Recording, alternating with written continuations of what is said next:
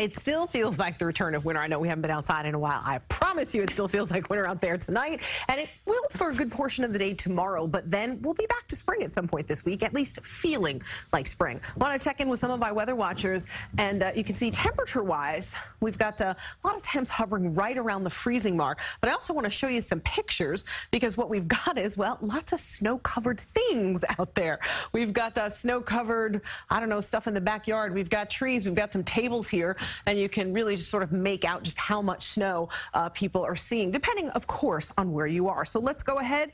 Let's get started. We want to, yeah, we like showing this one. This is from the Empire Cam. Kind of looks like a snow globe out there because we just are seeing, certainly at the higher elevation, we are definitely just seeing an all-snow situation. And it is a snow event for most locations. We are still getting a little mixing south and east. And I mentioned the return of some spring-like temperatures. Well, we do have that as part of your 7-day forecast as well. High temperature today, 40 degrees. We hit that just after noon. The norm is 42, so temperature-wise, we're pretty close to where we should be for today.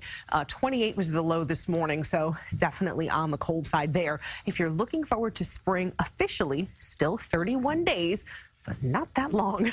And of course, as I mentioned, it will feel like spring a little bit later this week. Chances for precip. So we do have about a 10% chance that this is for tomorrow, but that's just a continuation of what we're seeing right now. On Monday, we're expecting to see some rain on your President's Day. And then we have a slight chance for rain Tuesday, Wednesday, Thursday. But here's where we are right now as far as our current snow situation. You can see some locations are seeing some of that heavier snow. We have seen some of that pink. That shows us where we've got mixing. But a lot of the rain, if you will, that's out over the water. So most of us are dealing in snow. A bigger picture shows you what's behind this. And in a lot of cases, we got a lot of dry air that's starting to move in. But here's the setup for this particular system. So we turn on the Futurecast, 10:30 tonight. Again, still in the snow for most of the area. A little bit of mixing down the Jersey Shore, out on Long Island as we continue through about midnight. Now, again, most of the area still looking at that snow. But then over the next couple of hours, this really starts to wrap up. And by 6:30 tomorrow morning, all of the models are predicting that this system is out of here. So how much snow do we get?